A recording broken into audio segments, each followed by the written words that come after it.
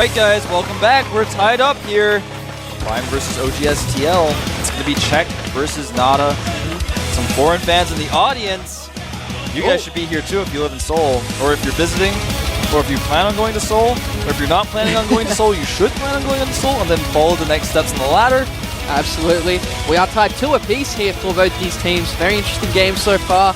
But Czech, I have to talk with you about this. We'll check for this map. For this map and against Nada. It's very interesting. Yeah. I can't put my finger on the thought process behind it just yet. It's been a map that a lot of Zergs dislike, but people are starting to figure it out more. Yeah. It's hard to hide bases. The third base is kind of far away. It's really easy for the Terran to just hit it and then run back home. My mind keeps going back to a very aggressive strategy by Czech.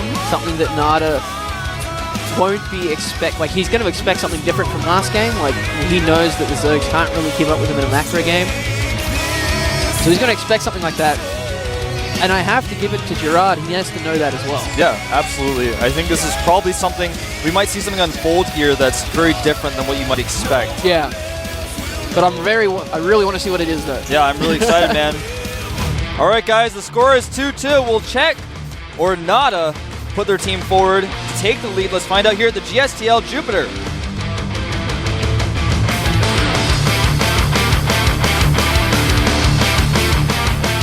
All right, down here, the bottom left, the challenger from the Team Prime.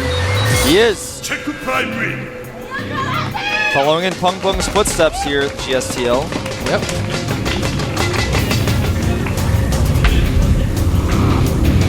His opponent, over here at the top right, he has so many achievements in StarCraft 1 and in StarCraft 2. A very consistent player on the team OGSTL.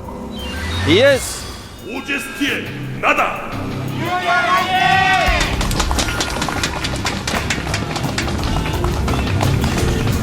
She's hiding again. All right, so right off the bat, Nada hasn't taken his gas just yet. There he goes, though. I was gonna say, is he gonna do another 2x? Nope. I'm deep in thought about what the Czech is going to do here. Well, it looks like he's gonna hatch. Well, he's going to hatch first, yeah. But then you know what I'm talking about. What happens next? Mutas are pretty good on this map. There's a lot of different areas you can kind of fly in and hit. The main is very wide open. But we saw from last game that Nada really enjoys the mass marine composition. And every time he moved out, he always had his bunkers full of marines. He had the marines near the turrets in the main. Yeah, he always had 10 marines in the main with a turret. And he always had 2 bunkers full of marines at his base. Yeah. I think we're going to see more Terrans do that in the future. Because you can be aggressive with 15 less marines and still do a lot of damage. And then when the backstabs come in, you're like, what backstab? I was ready for that. Yeah. So, Nada's going to come in here with his SCV. He's going to see the hatch first. And, you know, I have to say, at first I thought this map choice was a little weird for a Zerg to pick, but we've just been seeing it so often now that I think that it's just not how Zergs, I don't think, feel the same way about this map as I do for them. They just feel pretty comfortable on it. And I think Nada's going to come here and say, well, what do you got up your sleeve, Czech? Another reason for it could be Gerard thinking later on with his final player might hate it. Yeah, we wants to get it out of this the way. Off air, guys, is that when you use this map, it means it cannot be used again. So Czech might just be like, well, I feel pretty comfortable on this map. Got to get it out of the way because later on we are going to see it if someone else picks it. So we are going to see a Reaper expanded on Nada. First Reaper is going to come over here, try to do a little bit of damage. Of course, against the hatch first, it can be quite effective because there's no Zergling speed. With good Reaper control, you can kill a lot of drones, but more importantly, you just want to see exactly what your opponent's up to. Exactly. But we do see the double queen coming out here from Czech. That's going to help him out immensely versus this type of build. You just sit your queen next to your hatch. You'll lose a couple of drones, but you're constantly damaging that Reaper. Whereas the Ling's chasing behind, as you can see, it's like, come on. Oh man, he even got a shot off without taking any hits. Oh, he did take 1 hit. Just barely. Yeah.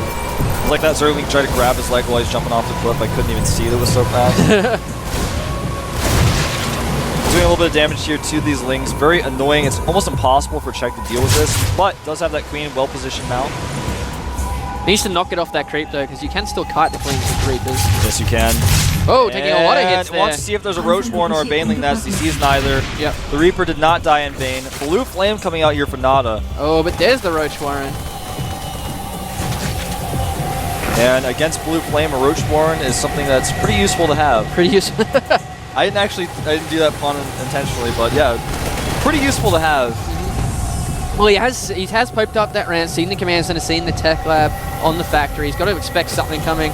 The Roach Warren's about to finish for him as well. So things looking up here for Czech. Second factory going down for Nada, so he's going pretty heavy with this mech style. Roach Warren finishing up. How many roaches is he going to make? 5 roaches. So he's going to 6 roaches. He's going to put on a lot of pressure with these roaches. Nope, 7 roaches. Well, the good thing about this is he can leave 3 or 4 at home. 9 roaches. Or 19 roaches. Or he could just keep producing roaches and go and attack. Well, he's going to do this aggressive style that's really, really effective. He's seen. I mean, this is the specific strategy I think we might have been looking for. He expects Nada to go Hellions on this map, and he's just going to go for the roaches. Now he's going to get aggressive. Yep. He's already seen the tech lab on the barracks. Because he's just going pure Hellion here. Exactly, and he either knows it's going to be Blue Flame, which is going to be handy to have the roaches for anyways. Yeah. Or if he's going for like this really odd timed siege expand, he's not going to have siege mode in time for the Hellions anyway. But he does see all these roaches coming across. Bunker going down at the top of the ramp. He might want to lift his command center, and in fact he will. Yep. Lifts it up. If really he can get at the top there before that bunker's done, it'll be very big for him. He's just getting some vision. Yeah, he's already got that Overlord for vision. This is really nice by Czech. Focus that SCV. There it goes. I can't see what's going on because the command center get out of the way. He's actually, I think, doing that intentionally. Yeah. There we go. These roaches are coming up. They are bunched up though. Yeah, the Hellion's doing a decent amount of damage, but the supply depot will fall. Oh, he's actually supply blocks him. He's got a tank coming out. Not much of an answer for this. That tank is going to be quite helpful. Needs to repair it. There's also a Marauder, and the Hellions I think are just doing too much damage. Slow Ling's coming in as well. I think he just had them on the map. He's going to use it. Tank goes down. More roaches coming up the ramp here, getting a lot of SCV kills, focusing down the Blue Flames. Yeah, this is looking really bad for Nada, but I think he will hold this. He will hold it, just barely, I think, because using those SCVs are great just to keep these roaches bunched up. He's getting a lot of kills here, though. He needs to focus down that Marauder. More roaches coming up. This is going to be a lot closer than we think. He's losing a lot of SCVs. I actually think Czech is going to take this. He's just killing too many SCVs. He's made a third hatchery. Some Lings coming down as well. He's almost got all these. He needs to focus down the Marauders. If he can get the Marauders, oh man, the Lings are doing too much damage. The Marauder can't target the roaches. There we go. He's still got 2 Marauders here, though, if he controls these right. He's getting a lot of SCVs. I don't think there's many left. There's only about 15 SCVs left. Now focusing down. There we go. Another tank coming out. Needs to get these. Yeah, he is going to clean up these last roaches, and Nada knows that he's lifted his command, so he actually walls it off. Well, at least he thought so. No, he didn't. More roaches coming these roaches taking a lot of hits. It's all right. Does have vision still. He's going to take out this Marauder. Well, he thought he was. So close. Does get a Hellion. And that is that for that attack, but right now 60 supply to 28. Yeah. 40 drones to 18. There we go. We knew something was coming. Yeah, we knew it was going to be some sort of type of unique build. We were talking about it beforehand, and we were like, I don't know what Czech's going to do. And then we started out kind of normal. I was like, maybe he's just not going to do anything. He's just going to play normal. Well, it's a good transition. And, oh man, he's just trying to do everything he can with these roaches. I like this a lot, because if you poke at a tank, it doesn't regenerate its health, but the roaches will. And he catches this Hellion, almost! One more shot will do it though, and that Hellion's not going to get any drone kills, I can assure you that. Yeah, he has a macro hatch now. He also has that third base going up. Nada's still stuck in his base. And he's actually half the supply now. Yeah, this is looking really bad for Nada. This aggression just did such a great amount of damage. And yeah, that Overlord itself is finally going to get chased out. That Overlord actually saved the day. Yeah, gave him vision. He's going to try to catch any Nada units that come out of the base. And does a little bit of damage to both those Hellions, but they do escape, which is going to allow Nada to continue to scout around the map. He's got 1 watchtower. He wants to check for those third bases. He wants to check the gold base location as well. Does check the watchtower. But the fact is, like, Czech is just massing a lot of resources now. He's actually picking off almost picks off all the Marines. But he's keeping Nada on that one base. He can't really do much at the moment. He's keeping him on one base. He's picking units off here and there while he gets a great economy. Yeah. So he can trade right now a little bit inefficiently because he's got a better economy. Second factory there finishes up. Got the Evo chambers at the front to stop any kind of Hellion run-bys as well. Really good choice there. 2 Thors on the way for Nada. He might be expecting more roaches. Yeah, this is kind of one of the last things I'd expect if I were Czech is Thors coming out, because if you've got a decent amount of speedlings and you've got a good roach concave, you need support for those Thors, for the Thors to really work their magic. So Spire on the way though, 4 check, +1 Carapace and +1 melee attacks on the way as well. So those Evo Chambers you were talking about that help wall off are also pretty good for upgrades. It's a secondary function of the Evo Chamber sometimes in this matchup. So Nada's finally secured his natural, but he's just so... Like, he's actually catching back up in supply. Yeah, he is. Like, really quickly. That's because he's Nada. Yeah, exactly. But as soon as this tech comes out here for check, he's going to have to make something of it. And oh, actually, interestingly... He's just going to go for it. These Hellions do have Blue Flame. Yeah. And this attack didn't go very well at all. No, I don't... Did he even kill anything? No. But he did damage the Thor quite a bit. He's getting that gold as well now. His tech is about to finish up. Does see what's going on. I'm surprised he still hasn't cancelled that Spire, at least for now. 52 Lings in production. I think he realized he's not going Blue Flame anymore. Here we go. Now it's going to start kicking in. Yeah, this is going to be pretty scary. He does have a Baneling Nest as well, so he can roll in with Banelings. And even though Thors do quite well against Banelings, they can't be repaired. The Banelings, there's just so many of them, the Thors can't deal with all of them. They just come in and kill your SCVs. Yeah. Does take out this Overlord. Check just being very, very good with those Overlords, seeing everything he can. Well, now he's up to the point where he doesn't really need that many more drones. He's constantly putting out upgrades and units. He's going to start tearing ahead in the supply. And there's really nothing Nada can do about it at the moment because he hasn't gotten to that point yet. Yeah, he's got that one Thor out that he got out earlier. He has got second Thor in the main, just ready for mutas. And those 2 Thors are going to be pretty good support units. He's got 4 siege tanks out, and his bio support army though was growing, and that's what he really needs here to deal with the roaches that are already out. And but Roach Check is going to get finish. Check is going to get to 200 supply very, very quickly from here on. I think he's got that gold up and running now. 14 drones in production. He's going to probably send the majority of those right to that very gold base. Yep. That means he's actually going to be on 82 drones. Unless I fail at math. Nope, that's 82 math. Did your math right. Yeah. You actually can't be bad at math and play StarCraft. No, you can't. Well, you could. You'd just be bad. Yeah. Well, I mean, you can play. I mean, like, your dog can play StarCraft, but is your dog in Diamond League? Here we go. Like we were saying, check. Now, pretty much supply capped. 18 Banelings in production. Creep is going everywhere. Unless he, like, runs his units past before he attacks, I don't see him losing this game. I don't think so either. I mean, he's got this great composition. He's got a really good mix. He's got 30 roaches out, 18 speed banes, 1,400 gas with an infestation bit on the way. Yeah. And when that comes out, he's probably going to research Neural after pathogen glands. Yeah. And when he's got Neural and against this type of composition, all he needs is like one fungal, a few Neurals, and then the Banelings, the Roaches, the Speedlings clean up everything And he's else. actually going to see this unit composition going. There's a Roach sitting there.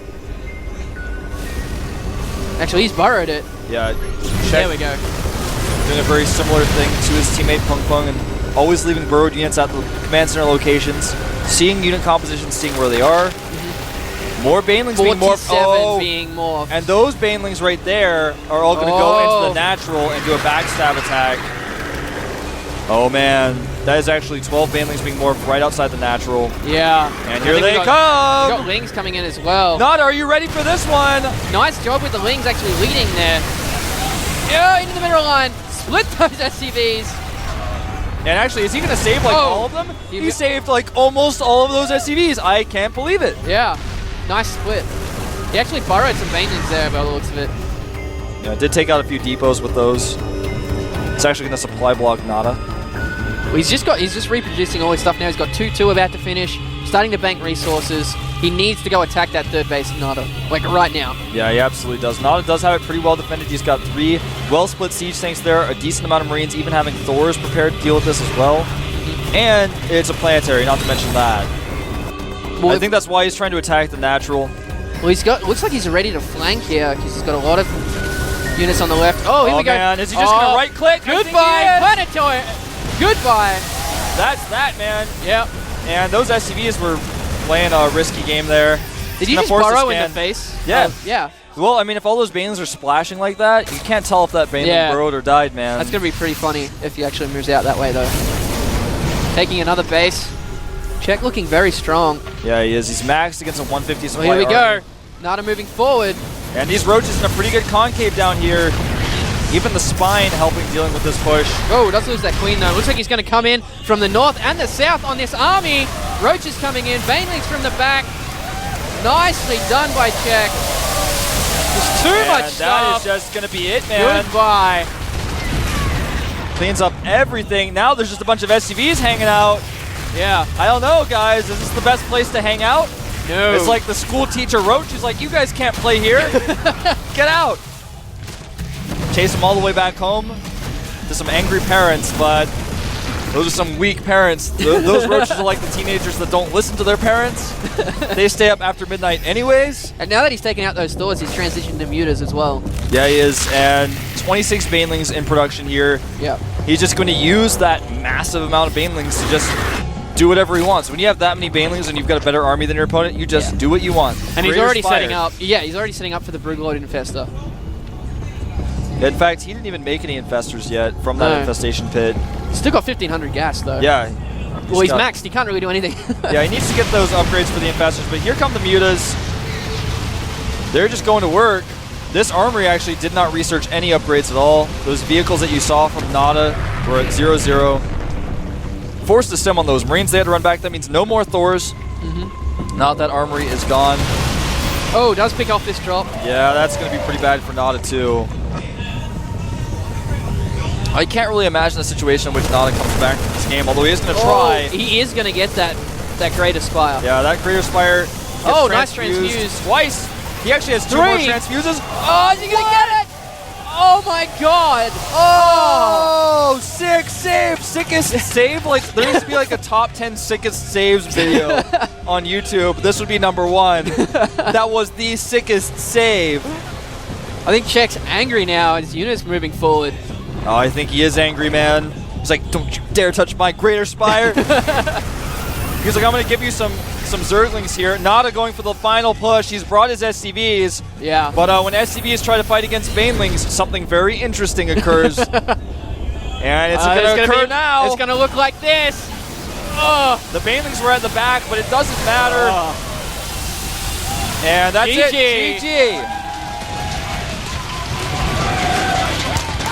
Just turned around for a second. The Prime bench is going nuts. You missed it, Will. Too slow. I know. Well, I'd be going nuts too. There they are. They're going nuts. Well played by Czech. He's like struggling to high-five everyone because he's so excited. Nada played well. I liked his aggression from the beginning. He was just too far behind after the roaches. Like, I mean, he was down like 20 workers. He was down a base as well. He was stuck inside his main. You can say all you want about Nada's play and, you know, how he could have done things better, but after the roaches came into his base and killed all that stuff, I mean, he couldn't have played any better, I don't think, from that position. He did was the best he back. could. Yeah, he was. But it was just a nice choice by Czech to just Baneling bomb that planetary. The Baneling bomb on the planetary and the constant Baneling aggression, even though Nada held off that like 12 Baneling attack at his natural, he had so much economy, he just kept making units, and eventually you just overwhelm your opponent. There's Gerard, he made the right choice. He had that planned out. So this does put Prime ahead 3-2, and OGS has 1 life left. 1 life left. Well, let's think. We've got Supernova hasn't come out yet. Yeah, Supernova's pretty good at TVZ. ESTC is on the bench still as well. I think it's going to be one of those 3. Yeah, you said Huck, right? Yeah. Yeah, I think it is going to be one of those 3. Yeah, it has to be one of those 3. Just looking over there, I don't think we're going to see Juke 2. You know, he's going to ZVZ it up and then like try to win the next game. I don't think that's what we'll see. No. I don't think we'll see the Wind or Suzanne. No, it'll be one of those 3. Yeah. Yeah. But coming from the Prime bench, I really like that choice. Like we were saying before the match, something's coming. We just didn't know what. Yeah, this is what we do during the breaks. We don't like go get a drink and go to the bathroom. We're just sitting there, we're like, why'd they pick dual sight and check? Yeah. There has to be something bigger behind this. And like speculate and stuff. Well, I have seen that build before. Yeah. It just played into his favor. It's a good thing to do on a 2-player map, too. Yeah. The Blue Flame, even Reactor Hellions into that is very useful as well.